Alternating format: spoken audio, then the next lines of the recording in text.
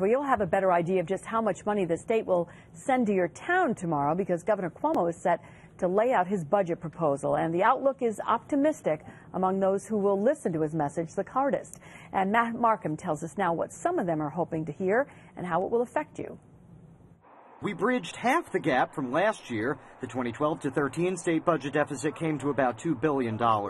And Hurricane Sandy may not hurt as much as we thought she would this year. Going to be a better budget because the deficit is going down. And this year we have a deficit of $1 billion, give or take, depending on how quickly the money comes through from the federal government. The hot topic your local leaders will be waiting to hear in Governor Cuomo's budget address: mandate relief, something to cover the cost municipalities spend complying with state rules. What impacts people in their households? And it's property taxes.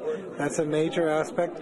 Business taxes as well. And all of them pay school taxes. Districts saw their first increase in funding last year in 3. It added up to $800 million.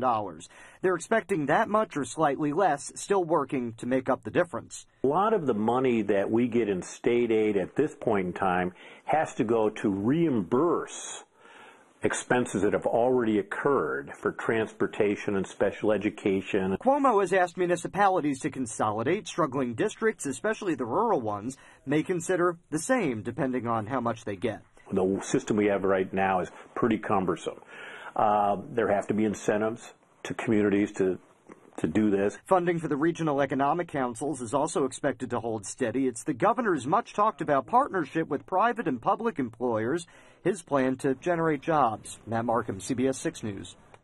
Now, there's one little line in the budget that, if it's included tomorrow, could indicate just how serious our state is about producing its own energy, and we'll explain that on CBS 6 News at 6 tonight.